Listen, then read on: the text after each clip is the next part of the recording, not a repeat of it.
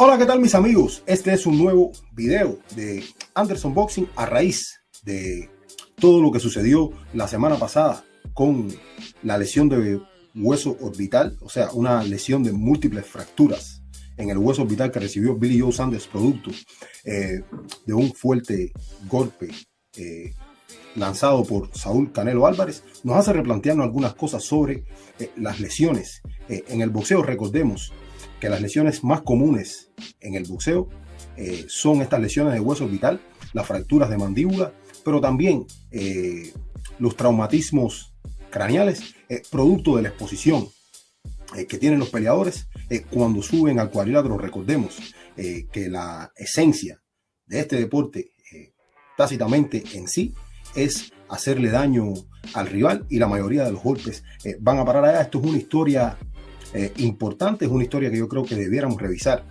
todos los amantes al boxeo. Entonces por aquí le voy a traer esta historia que sale en un artículo que publica Boxing Essence. Yo creo que es importante que la revisemos. La historia se llama la historia inédita del daño cerebral en el boxeo. En 1928 un médico llamado Harrison Martin escribió un ensayo titulado Punch Drunk. Este artículo fue publicado en el Journal of the American Medical Association. La gente sabía que los peleadores podían ser gravemente lastimados durante las peleas, incluso morir en el ring, pero también los peleadores que circundaban toda la zona, sabíamos también que podían tener algún tipo o sufrir algún tipo de daños. Muchos de estos médicos, estamos hablando, señores, del año 1928, estudiaron lo que estaba pasando con boxeadores golpeados, no solamente en las peleas oficiales, sino también en los sparring. En aquel entonces se llegó a la conclusión que el punch drunk o el borracho golpeado es una lesión cerebral muy definida debido a los golpes individuales o repetidos en la cabeza o la mandíbula que causan hemorragias múltiples por la conmoción cerebral en las porciones profundas del cerebro. Así lo dictaron por allá por el año 1928. Como señalaba Dixon, un solo punch drunk sonaba como un término de burla. O sea, no solo sonaba como un término de burla, sino que los profesionales médicos que lo usaron dijeron que le pasó a sus compañeros de sparring y también en las peleas profesionales. O sea, que no solamente en las peleas, sino también ese tipo de golpes puede sucederse en los sparring. Como dijo Sammy Lewis, dueño de un club nocturno con el ex campeón de peso semipesado Maxi Rothblum, mientras las habilidades cognitivas de este boxeador Rothblum se deterioraron, si tomas esos golpes, ya sea en una pelea oficial o en un sparring, estás entonces con todo este tipo de situación. Con el tiempo se terminó dicho término y fue reemplazado, ya más sustentado en bases científicas y todo lo demás, por la encefalopatía traumática crónica.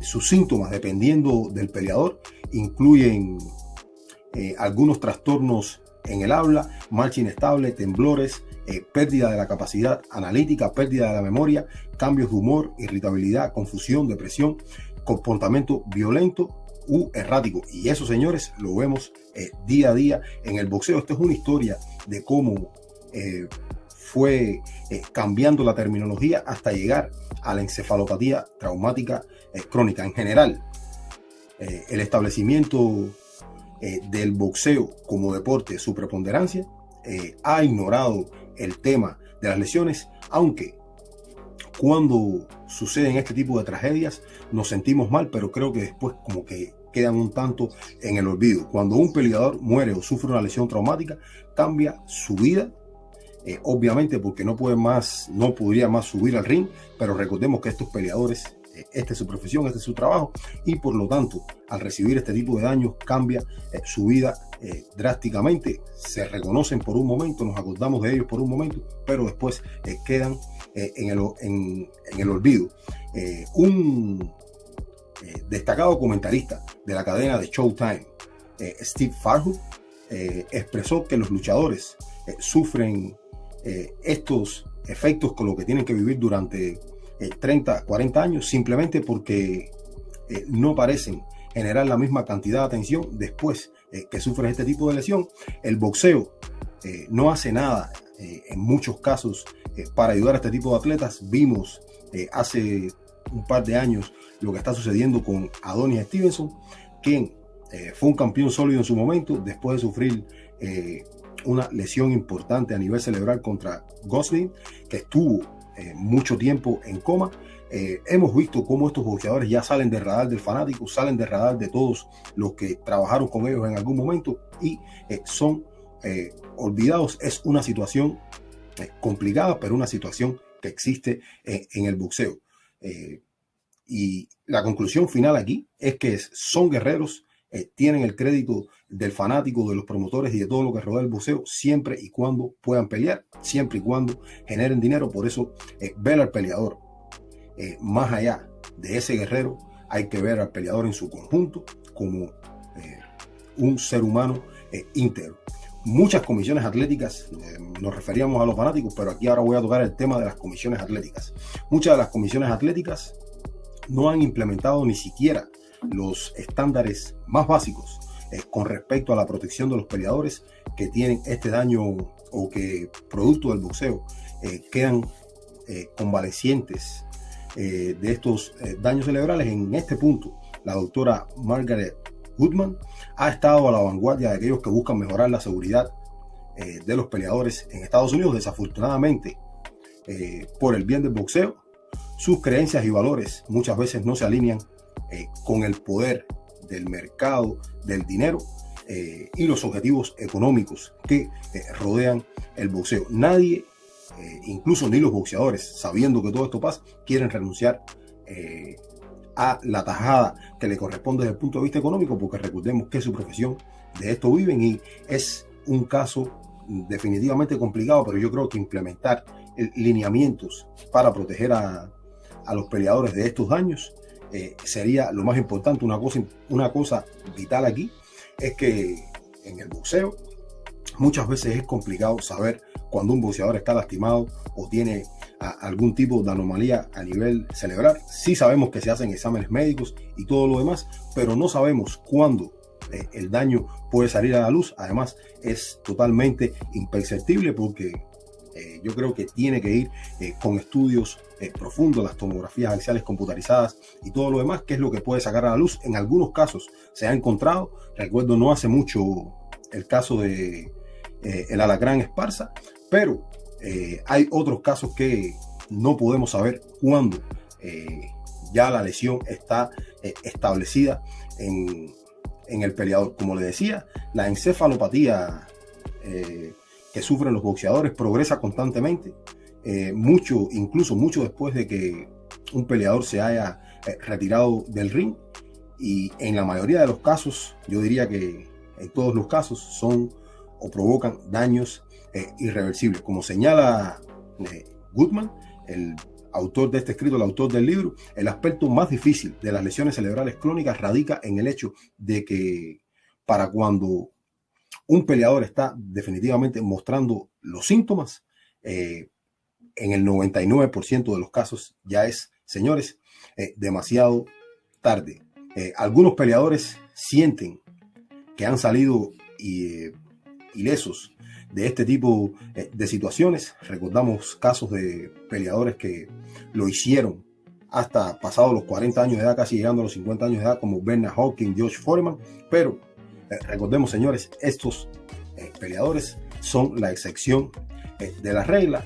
Muchas veces cuando se ven esas exaltaciones al Salón de la Fama en Canastota, se ven ya estos boxeadores mayores de edad, temblorosos, definitivamente tocados o trastocados por todo lo que le tocó vivir por toda la acumulación de tanto castigo durante años. Y le repito, no solamente sobre el ring, también en los sparring, en las sesiones de entrenamiento y todo lo demás.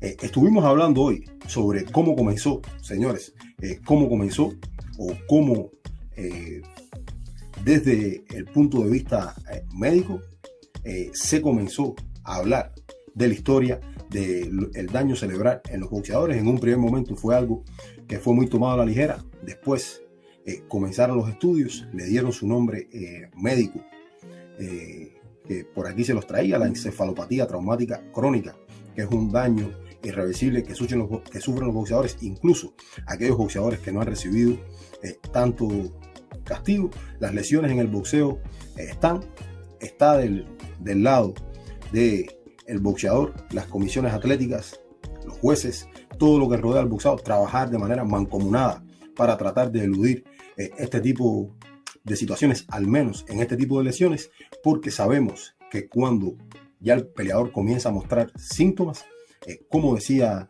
el escrito aquí, muchas veces es muy tarde. Recuerden, señores, las lesiones más comunes que vemos en el boxeo, producto del deporte propiamente en sí, son las lesiones de hueso orbital, como la que sufrió Billy Joe Saunders, una lesión importante, la cual tuvo que ser llevado al quirófano. Ya está en recuperación. Se dice que va a poder volver, obviamente. Creo que, como en el caso de muchos otros peleadores, no será el mismo Saunders. Las lesiones de mandíbula, las fracturas de mandíbula, como lo vimos en el caso, por ejemplo, de Oscar Valdez, Scott Quigg. Yo sé que hay muchos más casos, pero por citar un solo ejemplo, es otra de las lesiones más comunes en los boxeadores. Y obviamente los traumatismos craneales o estas encefalopatías producto de la práctica del boxeo constante por mucho tiempo, con daños irreversibles en el 90% de los casos, siempre nos mantienen alerta de qué es lo que se debe trabajar en el boxeo y hacia qué dirección debiera estar encaminada todo el engranaje que se debe llevar a cabo cuando se habla de la salud de un peleador, de cuidar a un peleador y tal vez tratar de cambiar esa percepción que no solamente de los organismos y de las comisiones atléticas. También vemos que los fanáticos dejan en el olvido a esos peleadores que han sufrido determinados tipos de lesiones. Así es el mundo, corre muy rápido. Recordemos que la vida de estos guerreros está en juego constantemente. Por aquí hoy te traje un poquitico de historia de cómo cambió en el mundo del boxeo o la medicina ligada al boxeo para cambiar la terminología y tratar de ayudar a entender más que no solamente los boxeadores que no reciben mucho castigo durante su carrera están expuestos a este tipo de daños cerebrales. Todos los boxeadores, señores, están expuestos a presentar este tipo de inconvenientes y se ve más después de su retiro, se ve más incluso en los años posteriores de su carrera deportiva.